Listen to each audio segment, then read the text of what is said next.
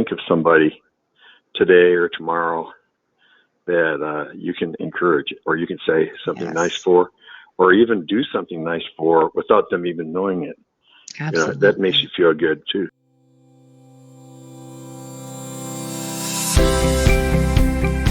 Welcome to the Meyer Clinics podcast. Join our licensed clinical professionals from various backgrounds as they discuss fascinating mental health topics with a wide range of guests.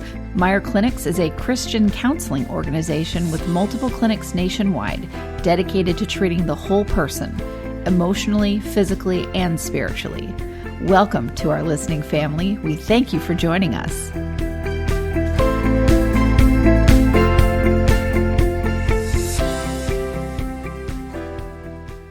We're here for our roundtable discussions with Dr. Paul Meier. Paul, thanks so much for coming on again with us. It's always my pleasure. And we have our program director and counselor, Melanie Van. Hey, Melanie. Hey, guys. How are you? Good. And one of our newest podcasters, Johnny Calloway, is also an author of a book called Dragons to Butterflies. Johnny, thanks for joining us. Thanks for having me. I'm tickled to be here. Good. We like tickled.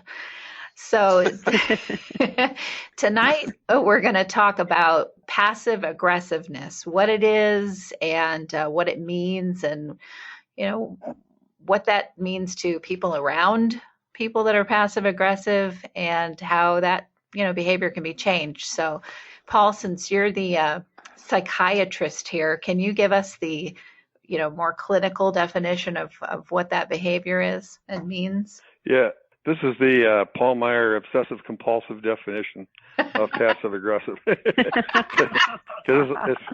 pretty long, that was last week's show. Now, come on, Paul. Yeah, here's the definition.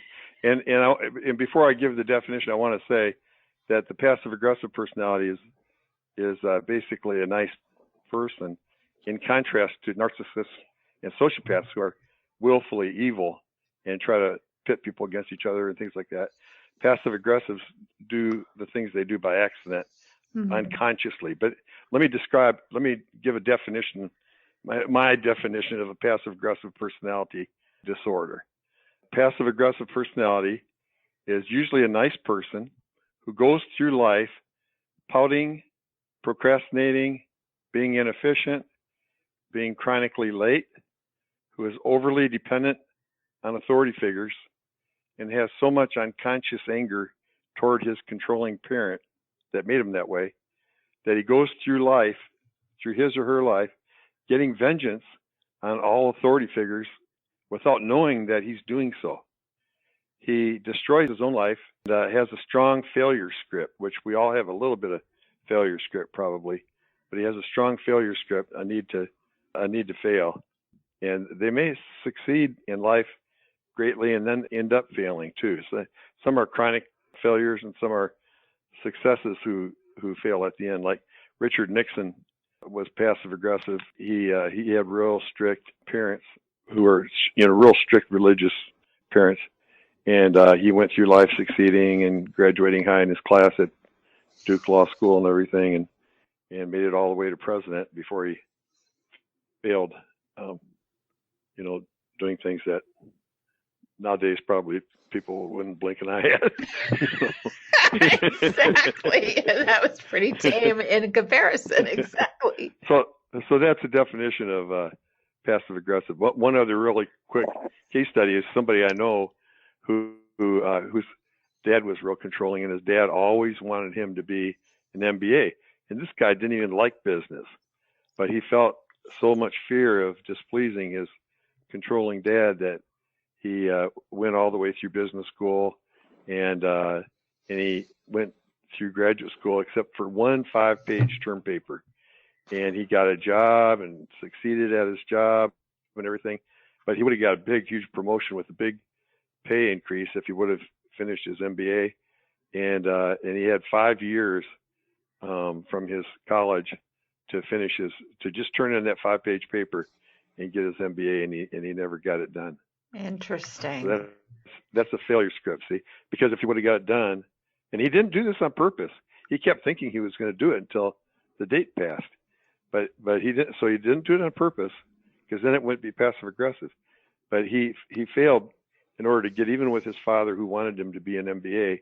But he was also shafting himself by not doing what would have been, wise for him to do. So that's passive aggressive.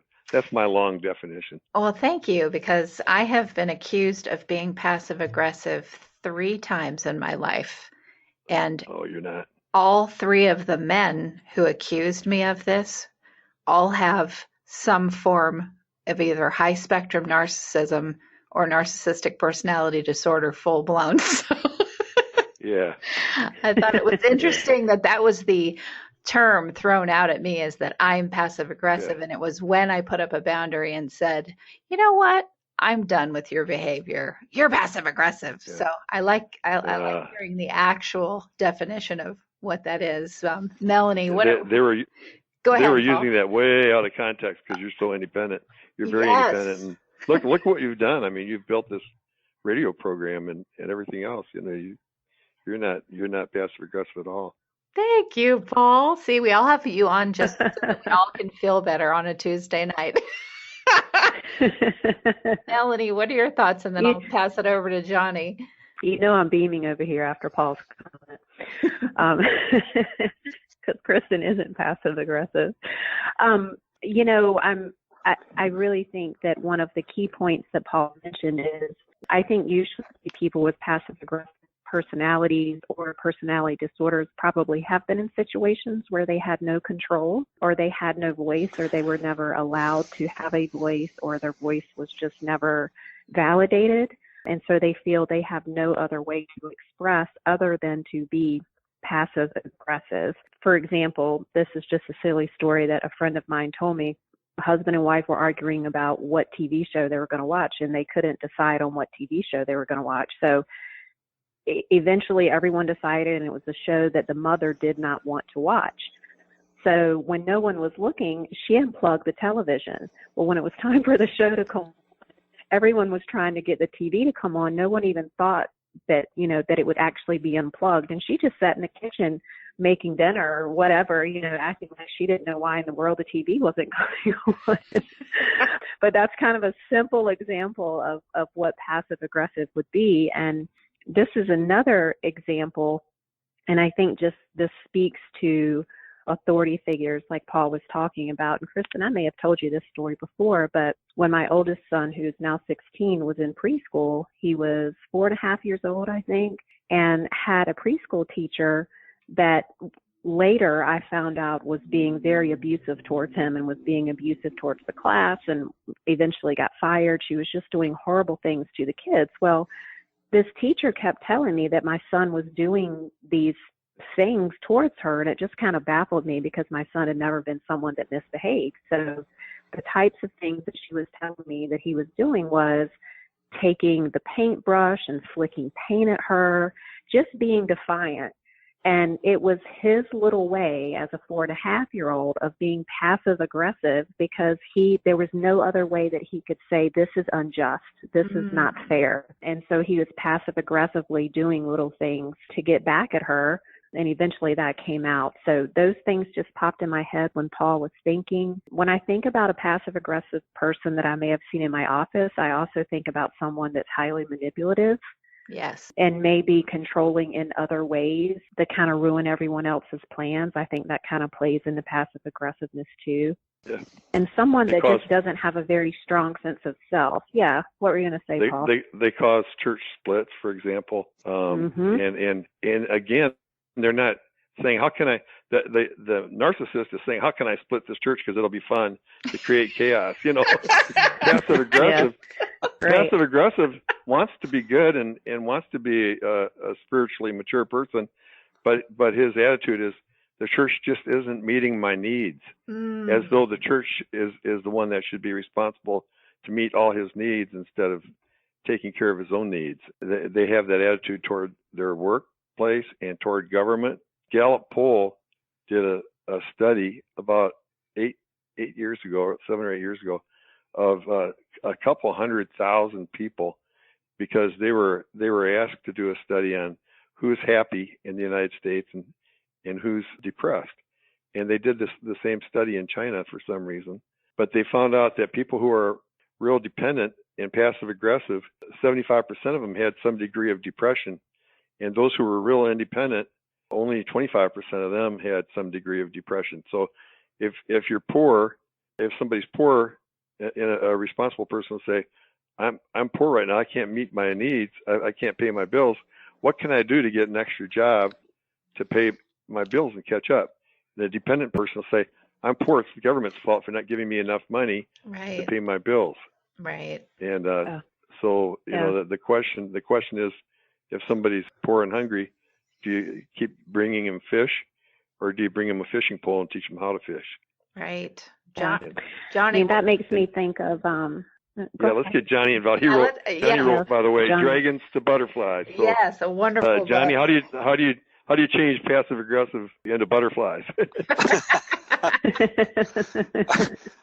Hi, this is Dr. Paul Meyer of the Meyer Clinics. Our Christian counselors across the country have a goal of helping all those who come to us to become what God has called them to be. If you're in a situation where you're not at peace within yourself, or you just feel like there's joy that's missing in your life, we can come alongside to help you obtain peace and joy. This message is sponsored by the Meyer Clinic Foundation, a nonprofit Christian counseling ministry. The number is 1-888-7-CLINIC, 1-888-7-CLINIC.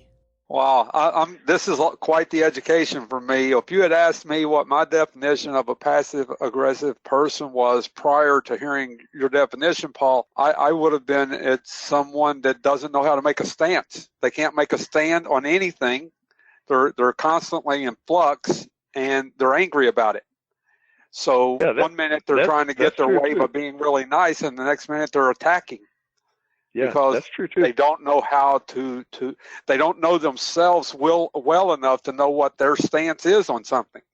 That would have been my definition before I heard your definition. Now then I'm formulating my definition. It fits in. Yeah, you're right. Yeah, it's the same thing. Yeah, it's I have a tendency to think of passive aggressive as being the same thing as someone that gives mixed messages. And when I think about mixed messages, I think typically I used to get really mad if somebody gave me mixed messages because I thought it was always intentional. Well, if a person doesn't know where they stand, they can't give you a clear, constant message. Right. And it's the same thing, I believe, with that passive-aggressive thing. If I don't know where I stand, I can't give you that clear, constant, consistent story. It's going to change as my mind changes. I think that. Does that make sense? Mm-hmm. Yep, definitely. So, and as far as how do you morph that into something else, one of the things that I really try to push is that if you want to change your life, you got to change your mind about your life. So you got to, for me, I've had to become incredibly aware of my thought process and constant question, is that really what I want to think? Is that really what I want to believe? And if it's not, then change it. Yeah. Yeah. And the Bible says if the truth sets you free, you'll be free indeed. And in therapy, the way people get cured from passive aggressiveness is insight-oriented therapy. It can be, cognitive therapy or Gestalt therapy, getting in touch with feelings, or you can use a lot of different techniques. But when the passive aggressive person becomes aware of what's happening and how his unconscious is ruling his life and how so much of it has to do with repressed anger and getting vengeance on himself and on others, especially authority figures, and especially authority figures of the same sex of the controlling parent, then he can make re-decisions and say, you know what, I don't want to keep doing that. What benefit is there for being late to everything you do? Missing the plane, being late to meet your wife, and you just get people ticked off at you. And what's the benefit of it? But people keep doing things over and over again that have no benefit other than to get vengeance on authority figures. And the person they get vengeance on is a nice person that's just an innocent victim, a scapegoat. So when they become aware of the truth, then they turn from dragons into butterflies, like you wrote in your book, Johnny. Thank you. Yeah. Thank you. Yeah. One of the things I was identifying with about your definition that fits for me, or did fit for me, I had a friend that used to tell me up until about 5 years ago, he said, Johnny, you're an 8-inning ball player. You got to start playing the 9th inning, son. And I realized when he said that he was absolutely correct. I would play a great game up to the 8th inning, and then I go get popcorn. And now then, it's like when I started writing Dragons to Butterflies, I made a commitment to myself that I was going to see it through until I absolutely knew that it wasn't what I was meant to be doing. And I've never been more committed to anything in my life than I've been to this book and the message in this book. But I'm saying that to say I could really identify to that somebody working to succeed, and then in the end just never mind, I'm done. Right. So I was actually, as you were defining it, thinking, okay, am I passive aggressive? Because of that one thing. But yeah, I know, and I have definitely had that failure mentality of failure script. Yeah, failure script. Thank you. And I have sabotaged more opportunities than a lot of people ever even get. And I just decided, I guess about 6 years ago when I was coming out of this dark cloud, that I'm not doing that anymore. But it was about making a decision. And I think we all have some degree of a failure script. Of course. And it doesn't have to always be a passive aggressive thing. I know I grew up in a very strict religious home, and my parents were wonderful parents, but they used shame to control me or to manipulate me into good behavior. And I mean, they used it mixed with a lot of love. I'm not saying they were bad people, but they used shame a lot. And so part of me really worked hard to succeed, but part of me wants to fail because I feel guilty when I have too much success. Oh my God, do I understand that? Yeah, Mel, I got something to say about that, but Melanie, you had chimed in at one point. I want to make sure you get your turn here.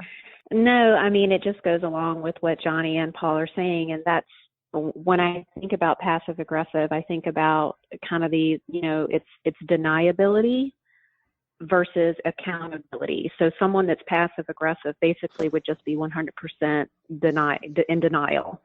Whereas someone that's not passive aggressive is going to be much more accountable for what their feelings are and their anger and what's going on. So I don't know why those two words popped in my head, but they definitely did. And I mean, little things can be passive aggressive. Like, have you ever talked to someone and they're constantly looking at their phone or something? You're trying to talk to them about something important, and they're constantly doing something or looking at the computer. I mean, that's passive aggressive behavior. It's a way of saying to you, I don't want to give you attention. I don't want to listen to what you're saying. And I'm going to do this backhanded way of trying to make you feel that way, So yeah, it's a power play. I feel like it's a power play. And ultimately, if you're just continuously in this match, this power match that you've got going on, then I feel like you always kind of get a failure script if that's all you're really doing, because you can't really set your eyes on an end goal when you're stuck in the power play. Does that make sense? It does. Yeah, and if you ask that person, how come you keep looking at your phone when I'm trying to share with you some things that are important to me? He would have an excuse and say, well, I'm expecting an important phone call, from somebody, and he would believe that excuse, in contrast to a sociopath who would do that on purpose just to tell you to get lost, And so the truly passive aggressive person isn't doing that on purpose to hurt you, but when you're giving him advice or anything like that, then you represent authority to him, and so he has to sabotage it. In fact, I used to do radio, live radio talk show for 20 years where to 2 million people a day. And we took phone calls, during the whole hour, and passive aggressive personalities, we called them yes, but people, because they would call in and say, Dr. Meyer, what should I do about this problem? And they would tell what the problem is. And I would start saying, well, here's 3 things that I can think of that would help in that situation. And as soon as I get done listening to them, they say, yes, Dr. Meyer, but I already tried that and it didn't work. And then you give them another bit of advice and say, yes, but that won't work either because I tried this. and really, that the unconscious reason that they're calling in is to punish me for being an authority figure by yes-butting everything I tell them. Oh my goodness. Yeah. So that's like the guy playing with the phone. He's yes-butting you.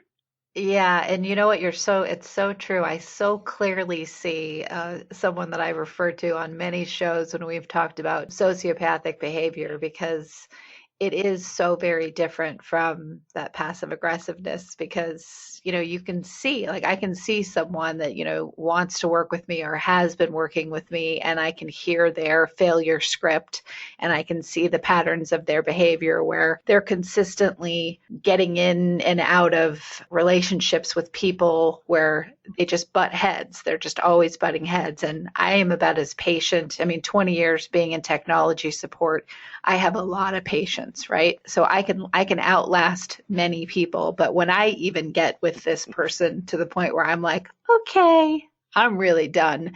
I know that, there's a long line, but that in comparison to this other person I had worked with where he literally enjoyed setting up scenarios with me and with everyone else to where, you could not jump through enough hoops. You could not jump high enough. And as you continue to fail, and I'm not, you give me a hoop to jump through, I'm going to frickin' jump through that hoop. I don't care how high you make it. And he hated that. He absolutely hated that about me. I made his company so successful, brought him the most success he'd ever had. And the more I did that, the more resentful, hateful, just so many different ways that he would try to put me down and would watch me be emotionally tortured over this behavior while he was smiling about it. So it's very interesting to see these very clear definitions from what you said, Paul, about someone that actively is enjoying hurting people with their behavior and someone who, they're not doing it to hurt other people. They're doing it because they're hurting. Yeah, and that happens a lot. I've had a lot of patients over the last 40 years of practicing psychiatry who were salesmen, for example, and became the top in their company, top producing salesman in their company. And they're the first ones that get fired. For some reason, they get fired, and they'll replace them with some young, 20-year-old who will work for $20,000 a year. When this guy's maybe he's making $300,000 a year, but he's bringing $700,000 a year into the company. Right. And so, like you made that company very successful, but that person resented you for being successful because it probably made him feel like a failure that he couldn't do what you do. Oh, every time I got praise, if we went to a conference or something, and of course everybody's coming and hugging me and twirling me around and, oh, you're wonderful, blah, blah, blah. And I would say, don't you feel, why are you upset about this? This is a reflection of your company. I'm representing your company here. Oh, no. That is not how this guy felt. He was angry every time because they want that attention. They don't want you to be getting it. And that's, the big difference, I think, in our company, Melanie. I think you'd agree. I am, as much as we all are, like the biggest cheerleader of everybody else. Like we want everybody to be successful. I'm constantly pushing everyone, be out there, be a success, do better than me. I'd say that that's not passive aggressiveness, Yeah, definitely not. No one's going to be comparing success stories to try to see whose is bigger and better. That's for sure. Yeah. I want everyone to win. That's why I'm horrible at playing, board games with people, because I help everyone else cheat. Because I want us all to win the game. Hey, Melanie, do you ever lose on purpose? Have you ever lost a board game on purpose? Son. Yes, to my son, of course. Like I always used to let him win. I have too. Yes, absolutely. How about you, Johnny? Or just to avoid an argument. How about you? Have I ever play cards? Yeah. My wife and I play cards. Have I ever lost a game on purpose? Yeah. Yes, I have. You have too, Johnny? Yeah, not a board game because I get too bored playing those. But I've definitely lost some pool games on purpose. Because you're pulling for the other guy feeling less than or whatever. Yes, I certainly have. Oh, he's so like that. Johnny is definitely like that. What about you, Paul? You're talking about your wife. Yes, he very my much my wife and I play cards a lot, and I think we're very equally good. We both win 50% of the time. But if I run into a streak where I win 3 games in a row, then I'm glad she's not listening to me right now, because I'll lose on purpose. I'll lose on purpose so that she won't feel bad for losing 4 in a row. But it's not like I'm better than she is. She beats me 3 or 4 times in a row, but I don't feel bad if I lose 4 in a row, because I know that we all have streaks. Yeah. Well, Michael, here's something interesting with my ex-husband, which I love. He and I will play gin rummy together, and he loves to play chess and euchre and all these games that I just can't be bothered with. I don't even want to know. And he beats like chess masters online and all this craziness, but he's very competitive. He's gotten much less as he's gotten older, but he was basketball, football, hockey, everything. So when he would play even like air hockey with me, I remember one time he like dove across the table to win, and the disc flew off the table and hit me in the chest, and I was like, that's it, I am never playing a game with you ever again. Like, you need to learn how to control yourself. Well, he did. I was like, you just hurt your wife, the mother of your child. Like, this is not good behavior. So he worked on it, and he stopped, and that was drilled into him from his dad and from he was always the quarterback and this, that, and the other. But what was funny was we would start playing. He started to say, come on, I promise I won't be so competitive with you. I've calmed down. So we'd start playing gin rummy, and we'd do the same thing, Paul, where I win half the time, he wins half the time. And he was on a streak. And I got so frustrated with him, I just picked up all the cards and I just threw them at him. And he was like, look who has changed their stripes. So I thought that was hilarious. But anyway, so back to passive aggressiveness. I rabbit trailed on something. Valerie will get on me for that one. But how does someone deal with someone in their lives who is behaving that way? What is the best way to confront someone who is being passive aggressive? Because most of the time they're not aware, and they can become very defensive if you bring it up. So I'm going to throw that to you, Paul, first. Well, again, I think the more insight they get, if there's a way you can convince them that what they're doing is unconsciously sabotaging your relationship, and that when they do things to hurt other people, that most of the time they're not doing it on purpose. And I think giving them insight and saying, let's figure out, here's how I feel when you come home late and don't call me, or when you do this, when you promise me you're going to meet me at the restaurant at 6 and you don't show up till 7:30. Here's how I feel when you do that. And you always have an excuse, but is it possible that part of you wants to do that for some reason? And then if they learn if they listen to this program, a lot of people that are listening in our listening family right now are probably saying, man, I do that. I'm always late. Anybody that's always late is passive aggressive. When they drive, they get in the speedy lane, in the passing lane, and go slow. They hold people up. if there's a big space for you to get in, to turn into a lane that you need to get into, and you blink, they speed up so that you can't get in. They're passive aggressive. They want to block you. You're talking about Sarasota. and they do that. They do that in their relationships too. They seem to want to block you, and they're passive aggressive. But I think if they gain insight into it, then and have an aha response, like, oh man, I do that, and I don't want to keep doing that.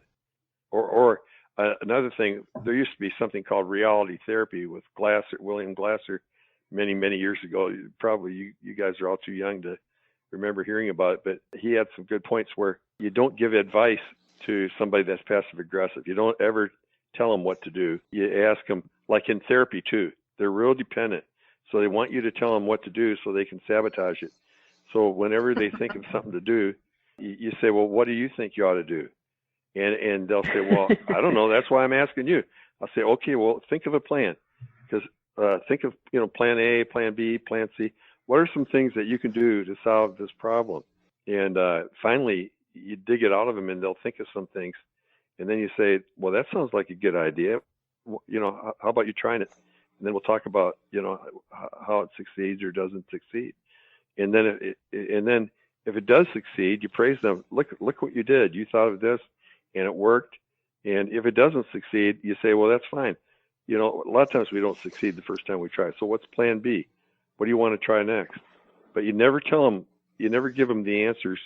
You tell them. You get them to think, for themselves. And so in a marriage relationship or a friendship where you have a passive aggressive buddy or mate, then you do that. You don't. If there's a problem like being chronically late or something like that, you ask them, well, what are some things that you could do to overcome that bad habit? Interesting. Johnny, what kind of experience have you had in your life with that kind of behavior, and how have you handled it? Well, first off, with myself, and as I was listening to Paul just now, I'm so grateful for my 12-step involvement, because in there, when you're working with a healthy mentor, sponsor, whatever you want to call it, the good ones a lot of times they'll ask you questions and let you ramble until you come across your answer, because when you come across your answer, it's a good thing. When you tell me what the answer is, it's not working. So I was relating that to what Paul was saying, and how I feel so blessed that all of this stuff we're talking about, I've done it. I've been that guy that would slow down in the traffic just to get to you. I've done all that. But through learning through the 12 steps to take my inventory, there's in the 12 steps, there's 2 steps that talk about a personal inventory. It never says, okay, now it's time to take the other guy's inventory. Right.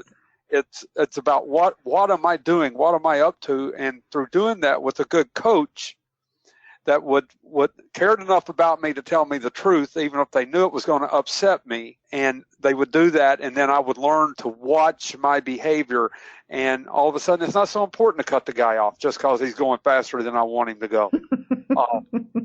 So seriously, I used to see people coming behind me, and it's like, he thinks he's going so fast, and then I'd ease over there in front of him and slow down. But now I'm the boss. And through taking my own inventory, I don't have to be the boss today. You go ahead, go as fast as you want to go. It's okay. Yeah, and the 12 steps, you're right. The 12 steps are great at helping you become independent. You're very right, Tony. Well, I just love that I've learned a self-awareness through my 12-step work and through A Course in Miracles. But I'm sitting here and I'm like, oh, my God, should I say anything? Because all that stuff they're talking about, I've been that guy.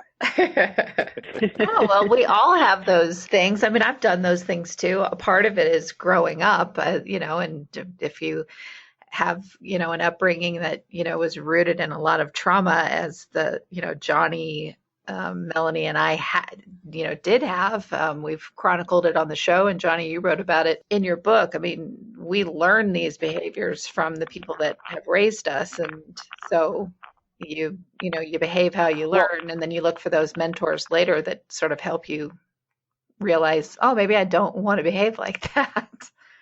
On that note, I want to go back to that game playing thing, and do you let people lose or let people win or lose on purpose or whatever? My dad was the worst loser ever. If he lost, it was your fault. If he lost, it didn't matter what you were playing, and it used to embarrass me to tears that he was such a poor loser. So I would lose on purpose so that I could one up him. It's like, Dad, this is how you lose. It's okay to lose. Right. And it's like I just went the other way. And I always loved team sports because I wanted to be a team with something. But I think back to that, and it was, as you guys were talking about that, do you ever lose on purpose? I lost a lot of times on purpose just to not suffer his wrath. Yeah. But, yeah, it's okay to Johnny, was your dad overly controlling? Sounds like he was, right? Yeah, he was. My dad was overly controlling. My dad was an angry, violent, sexually confused alcoholic, and see, that's what causes he was overly aggressiveness. That's what causes. But today I understand, and not to totally change the subject, but today I understand that my dad's need to control was his absolute terror of what was going to happen in his world if he wasn't in control. Yeah, he was absolutely terrified of not being in control. Like when you talk about drugs or alcohol, 75% of high school students will experiment with various drugs at some time when they're in high school, which is if you guys have teenagers, don't be surprised if they experiment with it. But only 25% of the kids become addicted to them. And usually the ones that become addicted had a controlling parent and they're overly dependent. Mm-hmm. And so they become dependent on the drugs or on alcohol to solve their pain. Oh my gosh, I'm so glad you're going to read Johnny's book. It's definitely. Yeah, I will seriously get that in the mail to you tomorrow, Paul. Yeah, I'll read it. Melanie, what are your thoughts on all this? Well, I think about just the term, and that would be in the DSM, passive aggressive, and a person that is passive aggressive is going to act passive, but they're going to express aggression in a covert way. And just like Paul was saying, they're obstructionists. They're going to try to block whatever it is that you want to do. And I really do think it's driven by this unconscious anger. So when I think about what would you try to do to help someone that was passive aggressive, I think maybe from some type of psychodynamic nature, which would just be, going back into your past, maybe try to unravel some of the anger. Yeah. That's there so that they could be less angry and less likely to have to be passive aggressive. And then also, Kristin, and we have talked about this on the show, and everyone throws this word around a lot, and that's the word codependent. And I think a lot of times people that are codependent tend to be passive aggressive because they don't have that confidence and they don't have a way to express that anger. But I wanted to read what's listed in the DSM for our audience of what a passive-aggressive person is, because when I looked it up as we were talking, I was like, some of these are really good. In the DSM, passive-aggressive is listed as passively resists fulfilling routine tasks, complains of being misunderstood and unappreciated, is sullen and argumentative, scorns and criticizes authority, expresses envy and resentment towards those seen more fortunate, frequently makes exaggerated complaints of misfortune, shows alternating hostile defiance and contrition. So I think that's a great kind of description of what a passive-aggressive person is like. And they're going to be full of denial. They're probably going to be forgetful. They're going to procrastinate. They're going to be very ambiguous, I feel like, and they're never going to be angry. Like basically, you rarely are going to see a passive-aggressive person be angry because that's what's driving their passive-aggressiveness. So that would be my role, and I think trying to help someone that was passive-aggressive would be to unearth exactly what it is they're so ticked off about. Yeah, a technique that we use, we've got a day program, Johnny, where people come 7 hours a day, 5 days a week for about 3 weeks of real intensive therapy. We use a lot of Gestalt techniques with them to do what Melanie was just talking about. Like we'll put an empty chair in front of them and have them pretend like that controlling parent is sitting in the chair. And they can even, people can even do this that are listening to us right now. You can do that without being with a therapist if you want to. Put an empty chair in front of you in an empty room and then start talking to that parent about how you feel about what he did or what she did to you when you were growing up. And as you talk to that person directly, then after a few minutes of doing that, frequently you'll have a lot of insight and get angry. You'll get in touch with the anger and cry and yell and have decathexis, we call it, where the buried emotions come out. And the more they get in touch with the repressed anger and see what's causing them, what's driving them, then the less passive aggressive they become. They turn from dragons into butterflies, like your book says. I love, Paul, that you keep going back to that. That's really cool. Thank you. The guy that I'm interviewing tomorrow, Dwayne O'Kane, I'm so grateful I'm getting to interview him because he led me through a lot of those types of healing processes when I was trying to recover from all the insanity of my life. And we did so much of that work where I got to confront that anger and all of that. And he talked a lot when I was with him about healing cellular memory. And it was, because that stuff gets in our body and it gets trapped. And to be able to heal it and release it from that cellular place was very important for me. I had no idea. Nobody would have thought that I was an angry person at one time, but I was so enraged inside. It's just been that kind of work that you're talking about right now, Paul, has been vital to me being the guy that I am today. And Melanie was right when she said they don't express anger. They don't come up to you and say, a mature person who gets angry at you will come up to you and say, I'm really feeling angry right now. Can we talk about it? And you love that person. You end up loving that person more for being honest with you. But the passive-aggressive person is dependent on an authority figure that he dare not express his anger toward. And so he buries his anger. He doesn't even know he's angry. So he doesn't come up and share anger. That would be too responsible. And so instead, he buries it, pretends like it's not there, but finds ways to get even with you in unconscious ways. Yeah, I think about that with, just the best practice I've had since I was, married for so long was learning all of these stages up against my ex. And one of the things that I was getting out of a relationship that was really unhealthy, it was one of those three people that said, you're passive aggressive. And I told this to Michael. I said, do you think that that's true? And he goes, no, honey, you're just aggressive. I was like, okay, that's okay, because a long time ago I was very passive. I didn't say a word about anything, and it was because my biological father, like you had said, Johnny, he was the worst loser ever. I mean, if he lost something in the house was going to be destroyed. If he stubbed his toe on a chair, that chair was going to be ripped apart. And so as a kid, I just learned how to be quiet and blend into the furniture and let him win, laugh at his jokes, do whatever, because as a kid, I needed to, that's how I protected myself, but that didn't serve me well, as an adult. So I got to fight those battles. Michael and I did together where, we butt heads a lot. And I learned from him, because he had the more aggressive side, how to really stand up for myself.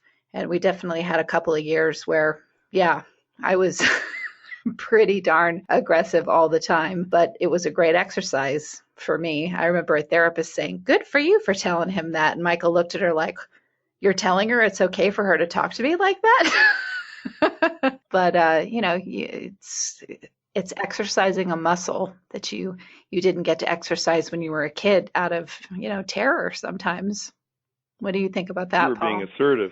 Yeah. I think you were being assertive, not aggressive. Absolutely. You're calling it aggressive. Exactly. I'm thinking, yay, I'm glad you did it. Because you were being assertive. And that's what you got to do. You got to be assertive and tell the person how you feel about what's going on. Yep.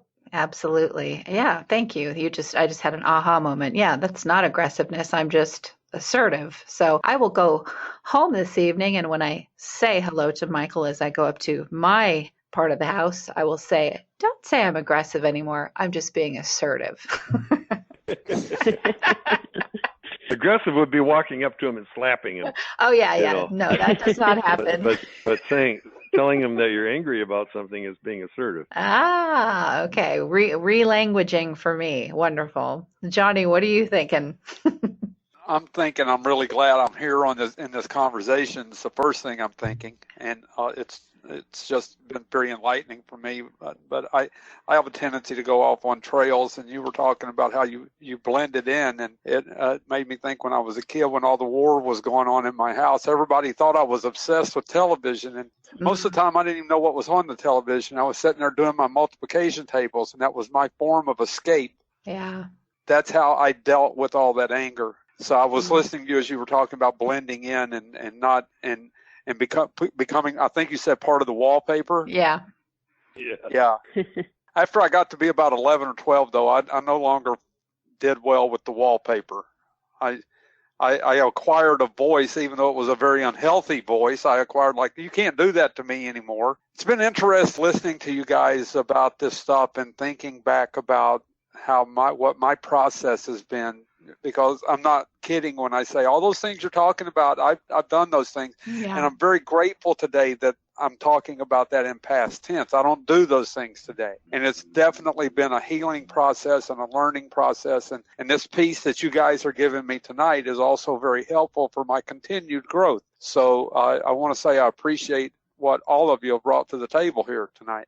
No problem. It's a learning process for all of us. I mean, there's many times, Paul, even, you and Melanie and and Valerie when she's been on, and Sam also, we've all went, oh, Yeah, I do that too. Yeah. Sam was just Sam Webb is who we're talking about. He's been on the shows with us. He wanted me to make sure I gave a shout out to you, Paul, because he's missed coming on the show. He's been traveling all over the place, and I would definitely say that he is the least passive aggressive person I've ever met. Yeah, he's really a neat guy, really a healthy individual. Yeah. I met Sam too. I hope he comes back on soon. Yeah, he will. He definitely will. So, Melanie, when we're coming close to time, but how would you say this is something that perplexes me. When you're dealing with someone who's passive aggressive and you're an assertive person, not an aggressive one. Thank you, Paul, for that. But let's say you're an assertive person. It can take quite a while to figure out if someone is passive aggressive because it is so covert. And sometimes it can bring out more assertiveness in you who is having to deal with them, which they have, of course, then continue to back away from and project onto you that you're the one who's being passive aggressive. So in what ways have you kind of watched or taken your own temperature, Melanie, in those kinds of relationships until you realized, oh, this is what I'm dealing with? I was going to say earlier, just when I was talking, that one of the major signs that you may be in a relationship with someone that's passive aggressive or be in a passive aggressive, friendship is that you become frustrated and furious and you don't even know why. Because they're constantly projecting they're the nice guy or the nice girl that never wants to say anything mean or be confrontational. They're not going to be overtly aggressive. So you may start feeling a different level of frustration or anger that is normal for you, and you may not understand why. And oftentimes it is because they are projecting their anger on to you because they don't know how to handle those feelings. I mean, I would go as far as to say, I would say a lot of times people that are passive aggressive in behavior may end up with a love relationship that is with someone that can actually express their anger for them because they don't know how to express their anger. And so then it just becomes kind of this toxic dance that just ends up ruining the relationships, and everything just becomes a stalemate, I guess. That would be how I would see things happening in a relationship. So, but I mean, I do think assertiveness can model good behavior for someone that's passive aggressive, because if they can learn how to identify and express their anger and it not be met with some type of criticism or shaming, right, then they can learn, they can learn new ways and have a safe place to express that anger. But the other thing I was thinking about too, and this is probably just a whole other interview, like we say so many times, but I was curious, Paul, if you thought that probably oftentimes in someone that's passive aggressive, there's probably a co-occurring disorder of depression or anxiety, because we've talked about that before, of repressed anger equals depression or anxiety. So yeah, I would think maybe the person would probably have some type of issue like that. I would say it wouldn't be just passive aggressive. There's probably something else going on as well. Yeah, depression is called anger turned inward. And the main thing, from a psychiatrist's point of view, a person's depressed if their serotonin level's low in their brain, So I'm thinking chemically, but what's the main thing that causes serotonin to get depleted in the brain? It's repressed anger. When you're angry, it actually dumps out of the brain into the blood vessels, where it can cause headaches and things like that by attaching to serotonin receptors in the blood vessels. And without getting too technical here, the passive aggressive is frequently, they have a much, much higher depression rate, like that Gallup poll that I mentioned. People who are dependent on others and say the government's not doing enough for me, and the government, here's what's wrong with the government, this is wrong, that's wrong, and they're not doing enough for me, and other people aren't doing enough for me, my church isn't doing enough for me, my mate isn't doing enough for me, it's their fault that I'm going through this misery. People that think that way have a lot of buried anger, and so they have about 75% of them are clinically depressed. People that are real independent have a much lower rate of depression, and a lot of that might just be genetic depression in a lot of them. But people who are independent and assertive have a much lower rate of depression. Because when they do get angry, they verbalize it and get it out. Man, I'm so glad I started speaking out when I was 16. For me, I know the depression was from early childhood trauma and genetics. I definitely know that for me, because it's just run rampant through my family. But that's really interesting.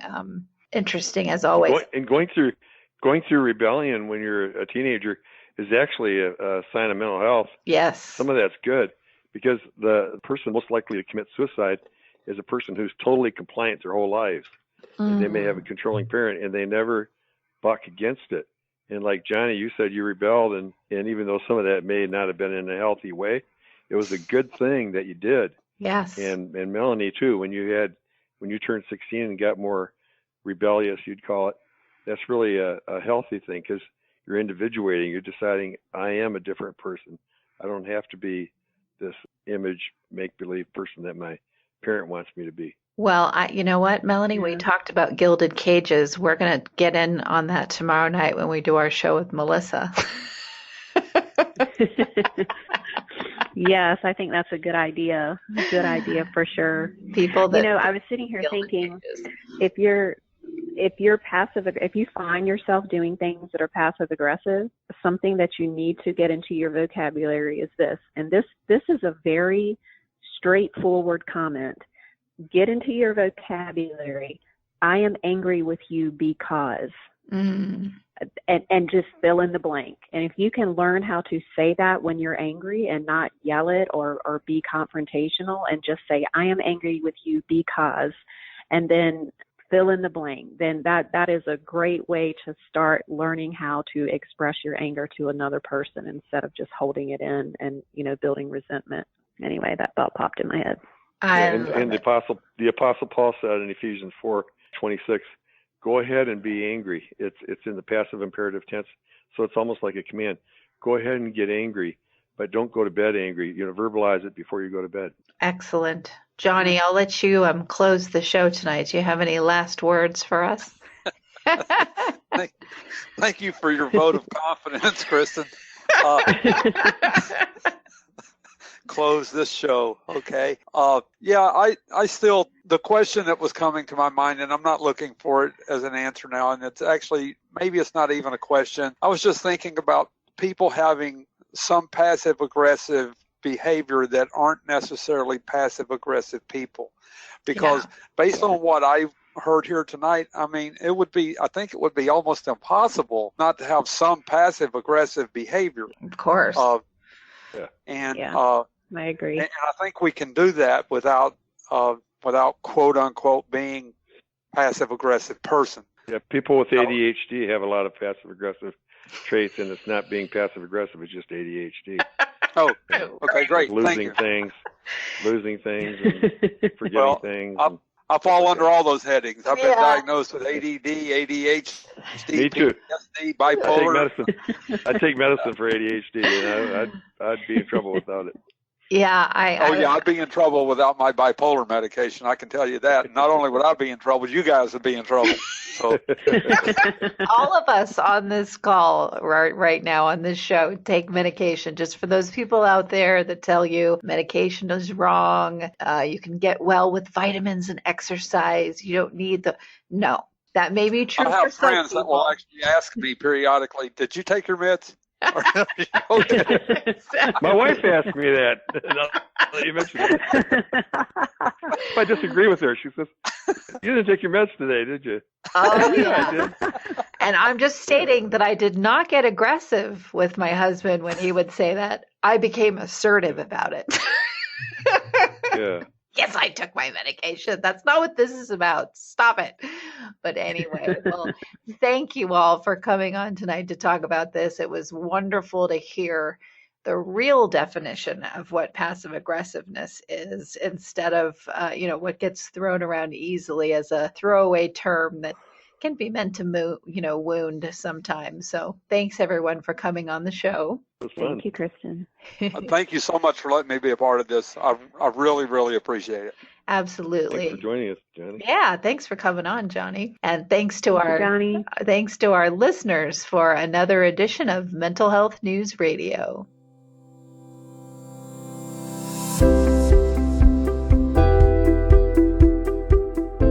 We hope you enjoyed this podcast. Tune in next time for another engaging discussion on relevant mental health topics. If you have any questions about Meyer Clinics, please visit our website at meyerclinics.com. That's meierclinics.com, or call us at 888-7-CLINIC. Don't forget to leave us a review on iTunes, Stitcher, or any of your favorite podcast apps. And please note that we are a member of and produced by Mental Health News Radio Network, MHNRnetwork.com.